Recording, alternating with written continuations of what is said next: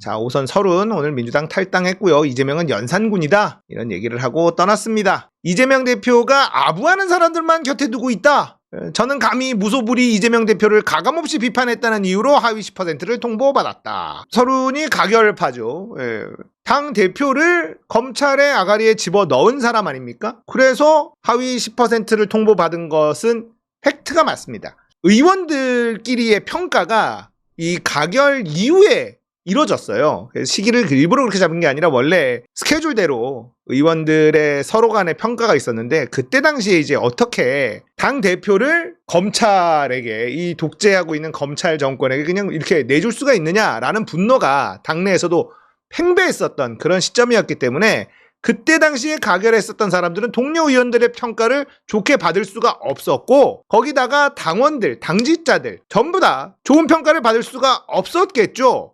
그래서 하위 10%를 받은 것도 맞기는 합니다. 하지만 이재명 대표가 자기에게 가결표 던진 사람을 하위 10%로 만들 수 있는 방법은 민주당 내에는 존재하지 않는다. 이게 팩트예요. 이재명 대표는 자신이 교도소를 어떻게 해야 가지 않을까만을 생각하며 당을 운영하고 있다. 자, 이거 벌써 가결파들의 마인드죠.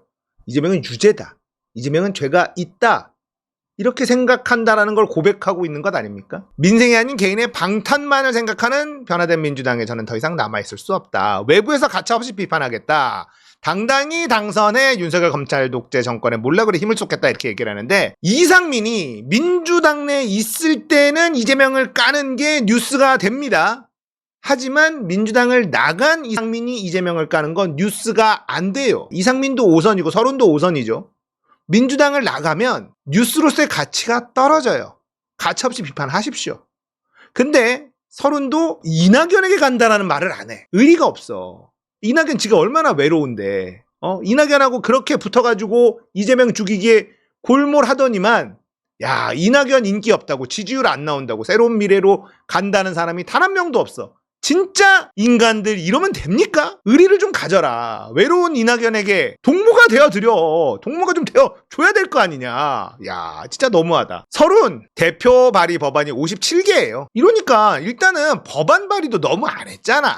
기본적으로 80개 이상, 평균은 한 80개에서 100개 정도 4년 동안 내는데 57개밖에 안 냈어. 여기에서부터 깎여요. 동료 의원들의 평가, 당직자 평가 다 깎이는데, 기본 법안 발의 여기에서부터 깎이고 들어가는데 뭐 어떡하라는 거야. 이런 거라도 잘 하든가. 여기에서부터 벌써 점수가 깎이고 들어가니까 하위 10%가 될 수밖에 없는 겁니다. 자, 설훈만 난리치냐? 아니죠. 홍영표는 남의 가죽 벗기느라 손에 피칠갑을 하고 있다라고 이재명을 또 비난을 했습니다. 홍영표도 정신 못 차리죠. 비명계 현역 의원 하위 20% 선정과 여론조사 업체 추가 논란, 임종석 경선 배제, 이게 터져나왔다라는 겁니다. 자, 홍영표는 비명계에 대한 공천 불이익을 주장하면서 이재명 대표가 혁신 공천을 하다 보면 가죽을 벗기는 아픔이 있다고 했는데, 당대표가 자기 가죽은 벗기지 않고 남의 가죽만 벗기면서 손에 피칠갑을 하고 있다. 당원들이 당대표를 뽑아준 건 이거 하라고 뽑아준 거야. 당대표 자기 가죽 벗기라고 뽑아준 게 아니야. 그래서 당신도 당대표 노렸었잖아.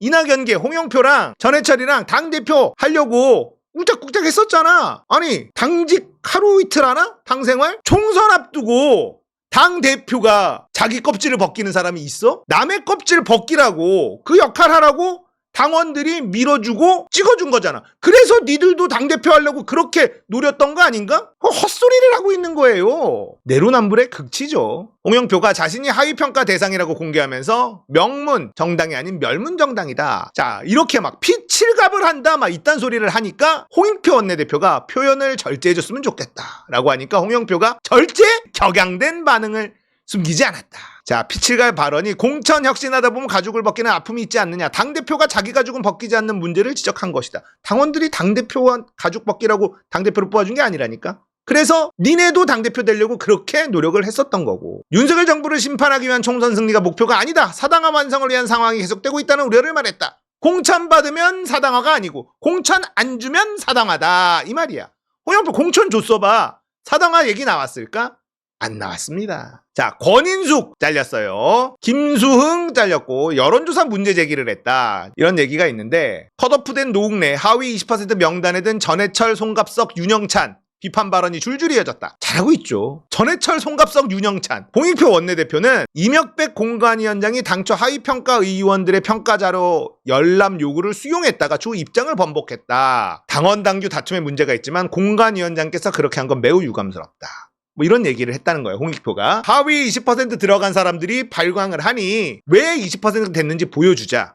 그래서 이명백 공관위원장이 알았다 했다가 당원 당규에 없는 거야. 보여주면 안 되는 거예요. 그러면 아쉽지만 이번에는 못 보여주고 니들이 당원 당규를 고쳐라. 그 다음에 열람하도록. 이렇게 하는 게 민주주의입니다. 잘못된 당원 당규라 하고 아쉬운 당원 당규라 하더라도 지금 돼 있는 룰을 지키는 게 민주주의예요. 법이 잘못돼 있다고 법을 막 뛰어넘을 수 있나? 사법부가 그런 판단을 할 수 있나요? 할 수 없잖아. 근데 홍익표는 이런 얘기를 합니다. 법 위에 자기들이 설 수 있다라는 마인드를 갖고 있는 거예요. 이건 민주주의가 아닌 겁니다. 모든 법은 완벽하지 않아요. 그러면 개정을 하고 수정을 하죠. 그게 수정되기 전까지는 기존의 법대로 가야만 하는 게 민주주의인 겁니다. 아니 민주주의를 모르면서 말이야. 이딴 소리를 하고 있어. 홍익표는 의원들 의견도 다시 듣겠다. 의원들 의견이 중요한 게 아니라 당원 당규에 그렇게 돼 있어. 안 보여주게, 못 보여주게 돼 있다고. 저도 이걸 보여줘야 된다고 생각합니다. 이렇게 잡음이 커지지 않으려면 투명하게 공개해야지 돼요. 당원들에게까지 공개하는 게 저는 옳다고 생각하지만 쪽팔릴 수 있으니 당사자들한테는 보여줄 수 있어야 돼요. 고민정도 이거 왜 안 보여주냐 이딴 소리 하는데 김상진 예비후보에게는 경선 안 붙여준 이유 보여달라고 했는데 안 보여줬잖아. 그때는 고민정 입 싹 닫고 있었습니다. 그러니까 고민정을 양아치라고 부르는 겁니다. 그래놓고 하위 20%의 자기 친한 의원들이 주르륵 걸리니까 이거 보여줘야 된다, 공개해야 된다 이딴 소리를 하고 있잖아. 지금은 공개하지 않도록 돼 있어요. 당원, 당규, 당법에 그렇게 돼 있단 말이야. 그러면 이게 불공정하다고 느끼면 니들이 이걸 고쳐야지. 고치고 다음 총선이나 다음 지선이나 이럴 때부터는 공개하도록 만들면 되는 겁니다. 지금은 이 당원 당규를 뛰어넘는 짓을 하겠다. 이건 민주주의를 부정하는 사람들이에요. 이런 인간들이 국회의원 하면 안 되는 겁니다. 국회의원들이 법을 무시해? 안 되는 거잖아요. 자, 홍익표의 이런 발언도 매우 비민주적이고 반헌법적인 발언입니다. 법치를 무시하는 발언이에요. 홍영표 하위 10%도 들여다봤습니다. 대표 발의 법안이 28개예요. 얘는 진짜 뭐했니? 법안 처리하는 거 보세요. 계류? 폐기 넘어간 것도 없어. 홍영표는 일을 아예 안 했습니다. 거기다가 홍영표는요 뭐도 최악이냐, 상임위 출석률도 낮아요. 상임위 출석률도 88%밖에 안 돼. 본회의 출석률도 90%밖에 안 돼. 이런데도 뭐가 그렇게 억울하냐고. 아니 법안 발의가 이게 말이 돼? 28개, 4년 동안 28개 원안 통과된 거 하나도 없고요. 이 정도면은 본회의에 올라간 게 없어. 본회의에 올라간 게 하나도 없어요. 지금 일을 이따구로 해놓고 하위 10%가 억울하다. 제가 말씀드렸죠. 이번 총선이 전 총선과 다른 점은 뭐냐면 하위 20% 통보를 받은 사람들이 커밍아웃을 해요. 그전에는 창피해서 안 했다고. 그냥 불출마 선언하거나. 그래서 조용히 용퇴할 수 있는 길을 열어줬다고요. 몰래 통보한단 말이야. 그러면 이제 불출마하거나 아니면 경선을 하거나, 경선에도 이기긴 어려우니 불출마 선언해서 폼 좀 내게 기회를 열어줬는데, 이번 총선에서는 나 하위 20% 받았소, 나 하위 10% 받았소 막 자랑을 해요. 이게 왜 그러겠어? 나 이재명에게 핍박받은 사람이야. 이게 먹힌다고 생각하는 거예요. 이전 총선과 이번 총선의 가장 큰 차이점입니다. 하위 20%는 원래 당원 당규에 있어요. 그러면 상대평가기 때문에 무조건 정해진 숫자는 나올 수밖에 없습니다. 자, 이 사람들이 억울할 수 있죠. 그래서 개별 통보를 해줘요. 비켜라. 경선 들어가도 못 이기니까 불출마 선언하고 용퇴하라고 이렇게 배려해주는 거야. 근데 내가 하위 20%일 리가 없다. 홍영표 4년 동안 법안 발의 28개 장난하니? 거기다가 법안 처리하는 바 계류가 92.86 대안 반영 폐기 본회의에 올라간 거 하나도 없어요. 국회의원이 법 안 만들면 뭐다? 노는 거야. 상임위 출석률도 90%가 안 되고 본회의 출석률도 90%밖에 안 돼. 이렇게 국회 기본적인 일조차도 안 했으면서 자기가 하위 10%가 억울하다고 난리를 친다고? 뻔뻔해도 유분수지. 비명 친문만 손해를 보고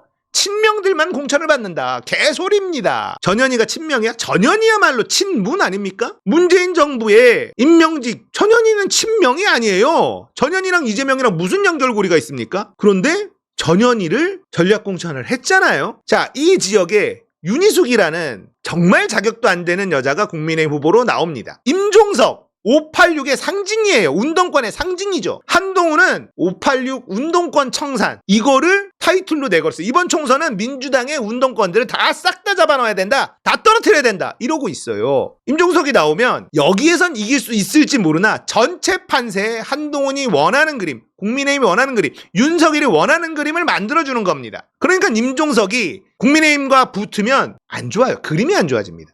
그런데 전현희가 나오면 그 지점이 사라지게 되잖아요. 전체 판세에 도움이 됩니다. 전현희도 종로에 나가고 싶어 했는데 선당우사로 여기를 받아들였죠.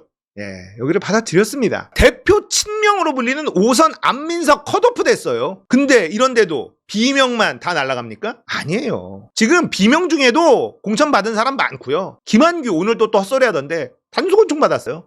김한규가 친명입니까? 대표 비명 아니에요? 안민석 컷오프 됐다니까? 아니 이렇게 시스템 공천을 하고 있다는 증거가 나오고 있는데 저렇게들 발광을 해요. 자기가 일 안 하고 동료 의원들한테 당직자들한테 나쁜 평가를 받았던 이유는 다 모르고 이재명 때문이야. 이딴 소리를 하고 있습니다. 자, 임종석 기자회견을 좀 봤는데 그냥 황당하기 그지없습니다. 그냥 지금도 나간답니다. 자기도 오늘은 성동에서 선거운동을 할 거래요. 이게 뭐 하는 짓입니까? 당이 뭐라고 하든 조카라 마이신도 아니고 이게 와 대단하죠. 당의 결정보다 자기의 결정이 위에 있는 사람이. 이제 임종석은 날아가는데 임종석이 머리가 나쁜 거예요. 얘는 성동이 자기 거라고 생각하는 겁니다. 자기 거라고 생각하는 거예요. 그렇지 않으면 이렇게 못해. 자, 누굴 보면 되냐? 이광재를 봐봐. 이광재 우리가 대표적으로 싫어하는 인간 중 하나입니다.